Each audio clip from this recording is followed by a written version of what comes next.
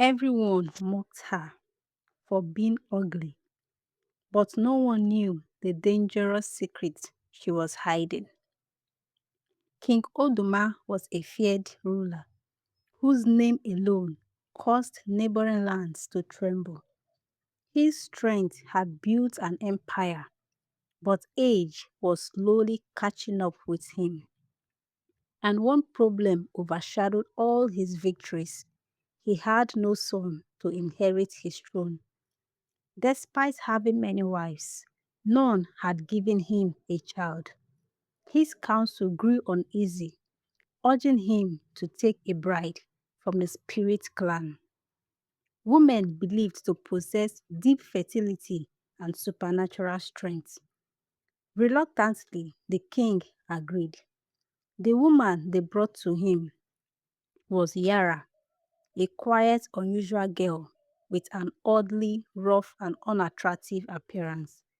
The king felt no attraction towards her, and his wives, led by Queen Zara, rejected her immediately. To avoid unrest, the king placed Yara in a separate dwelling far from the palace. Unknown to all, Yara carried a powerful secret. She was born with two skins. Beneath the rough outer layer was a woman of extraordinary beauty. She had been warned never to reveal her true form except under strict conditions. Queen Zara, sharp and observant, sensed that Yara was not ordinary. Fearful of losing her influence, she secretly sought for the help of a dark priest named Malik. Through a costly ritual, Malik prepared a charm that would erase Yara from the king's memory. The potion was slipped into the king's food, and within days, Yara became invincible in his mind. He no longer recognized her existence. Time passed, and Yara lived in painful isolation, forgotten and abandoned. She eventually returned to her father, Elder Aaron, a powerful spirit being of the forest. Aaron uncovered the truth through spiritual means and prepared a counter charm to restore the king's memory. Yara returned quietly and found a way to give the king the restoring charm. The moment it took effect, his memory returned, and he summoned her back. At night, Yara began visiting the king. In the darkness, she removed her outer skin, revealing her true beauty.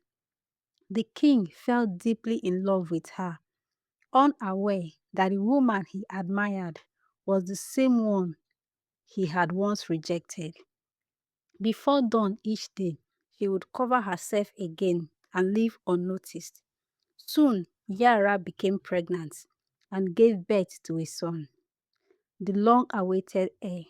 The kingdom celebrated, but Queen Zara's jealousy deepened into something far more dangerous. Driven by envy, Queen Zara returned to the Dark Priest. This time, the plan was more sinister. A new charm was created, one that would turn the king against his own child. Under its influence, the king became convinced that his son was a threat to his life and throne. Though deeply conflicted, he allowed himself to be persuaded. The child was taken and thrown into the river. Yara was shattered. But unknown to the kingdom, a powerful river spirit named Neris intervened. The child was saved and raised in secrecy. Years later, Yara bore a daughter. The same cruel fate awaited her, and once again the river spirit rescued the child. Both children were raised away from the kingdom, growing in strength, wisdom, and purpose. The son, Tarim, grew into an extraordinary, strong, and skilled young man, while his sister, Lyra, became graceful and intelligent.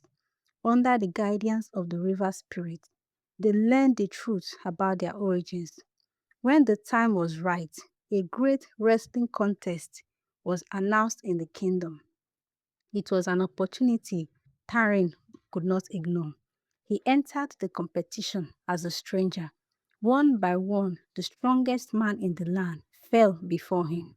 His strength was unmatched, and whispers began to spread. He looked remarkably like the king. By the end of the contest, Tarin stood victoriously. Impressed by his strength, the king invited Tarin to dine at the palace. Seated beside him was Queen Zara, who was immediately drawn to the young warrior's appearance and power.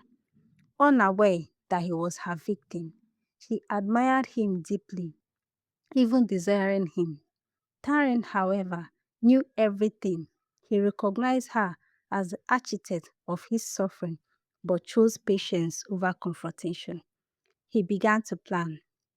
Using his newfound favor with the king, Tarin requested a public trial, one that would involve the entire kingdom and carry the highest stakes.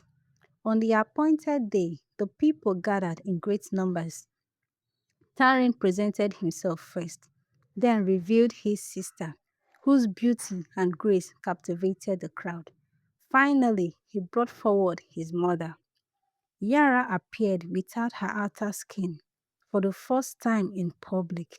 Her true beauty stunned everyone, and no one could deny her worthiness as queen. Tarin then revealed the truth, his identity, his sister's identity, and the crimes committed against them. The entire kingdom fell silent. The king, finally free from all enchantments, was overwhelmed with grief and anger. Realizing the depth of his manipulation, he ordered Queen Zara to be seized. Judgment was swift and severe. Her actions were declared unforgivable, and she was punished according to the laws of the land. The king publicly restored Yara as his rightful queen and embraced his children. A grand celebration followed, lasting for months. The kingdom rejoiced, not just for the return of the royal family, but for the triumph of truth over deception. In time, the king passed on, and Tarin ascended the throne, ruling with strength, wisdom, and justice, everything his father had once struggled to balance. Moral: jealousy leads to destruction and downfall. Truth may be delayed, but it can never be denied forever. Evil plans often destroy the one who creates them. Destiny cannot be erased, no matter how hard it is fought. Thanks for watching.